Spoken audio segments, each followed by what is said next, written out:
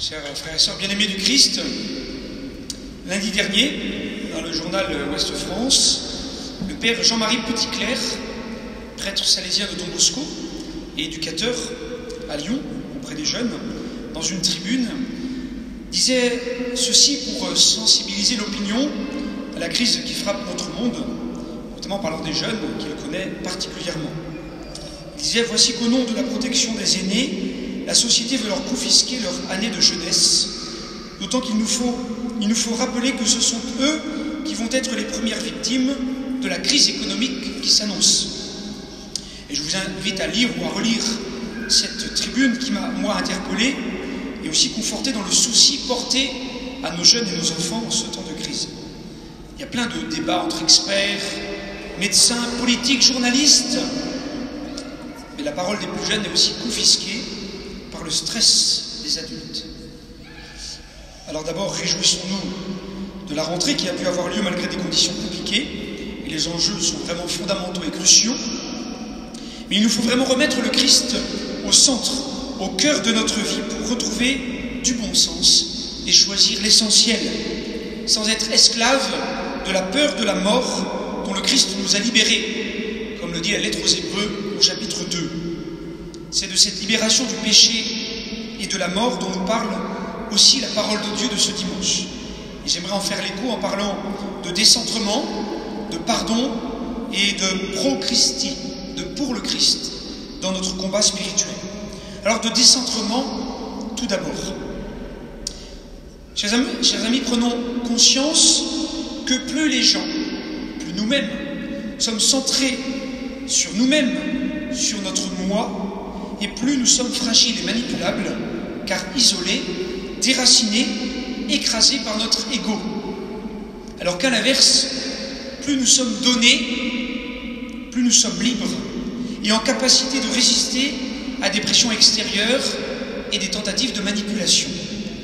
Et saint Paul nous le redit: ne vivons pas pour nous-mêmes, et ne mourrons pas pour nous-mêmes, mais vivons et mourrons pour le Seigneur. Comme en écho au verset 15 de la deuxième lettre aux Corinthiens, au chapitre 5, je vous invite à connaître par cœur ce petit verset. Et il est mort pour tous, afin que les vivants ne vivent plus pour eux-mêmes, mais pour le Christ, pour celui qui est mort et ressuscité pour eux. C'est bien en se centrant sur le Christ et en se décentrant de soi-même et de son ego qu'on peut vraiment entrer dans une démarche d'humanisation et de divinisation à la suite du Christ, qui est vrai homme et vrai Dieu, en vivant concrètement chaque jour le mystère pascal, mourir à soi-même et à son péché pour ressusciter à la vie nouvelle avec le Christ et pour le Christ. Et la maladie de notre temps, que sont la paresse, la jouissance, le « il faut profiter », il faut accumuler des sensations fortes et des expériences diverses, où le moi est toujours au centre, où on se remplit de vent, c'est-à-dire de tout et de rien, ne créant que du vide et une absence de sens.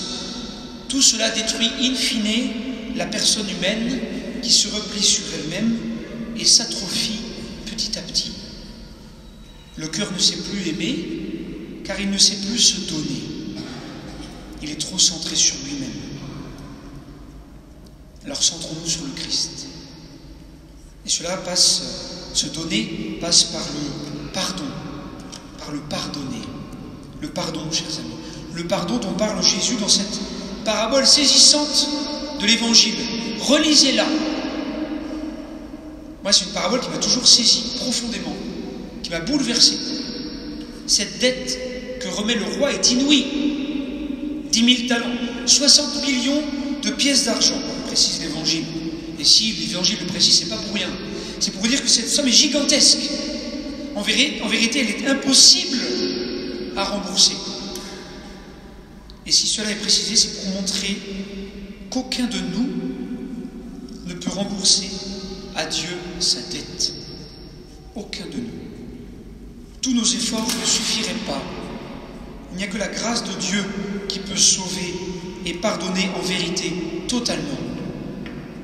et nous serons pardonnés si nous pardonnons à notre tour. Chers amis, le pardon de Dieu, sa miséricorde infinie, ne sont pas magiques ni automatiques. Cela doit nous engager et donc aussi nous coûter. Engager notre liberté, notre responsabilité, nos choix et donc toute notre vie. Le « on ira tous au paradis » n'a rien d'évangélique. La vraie douceur chrétienne, le pardon véritable à la suite du Christ, n'ont rien à voir avec la mollesse, la naïveté ou une forme de fuite, de lâcheté qui déresponsabilise l'homme de ses actes. Il faut donc vivre un vrai pardon. Et cela nécessite du temps pour s'engager avec volonté sur ce chemin, dans ce processus de pardon à la suite du Christ. Et il faut commencer par accueillir le pardon de Dieu pour soi-même. Je crois qu'en vérité, et en accompagnant les personnes, notamment les jeunes, et puis en donnant le sacrement du pardon, une des choses les plus difficiles, c'est de se pardonner soi-même. Il y a en chacun de nous un orgueil subtil qui nous ronge de l'intérieur quand nous n'arrivons pas à nous pardonner et à accueillir en vérité le pardon de Dieu en nous, pour nous. Et le démon se joue très bien de cela. Il cherche à nous culpabiliser en nous enfermant dans une spirale infernale de fausse humilité où le péché écrase. En réalité, c'est que l'expérience de notre misère touche notre orgueil, notre ego, touche l'idéal que nous nous faisons de nous-mêmes, l'image de perfection mondaine qu'on veut renvoyer de soi-même aux autres. Et cela nous décourage, cela nous désespère. Et le démon n'attend que ça. Au contraire, comme dit la petite Thérèse, le découragement, c'est encore de l'orgueil. Et elle dit aussi ceci, il nous faut aimer doucement notre misère. Aimer doucement sa misère.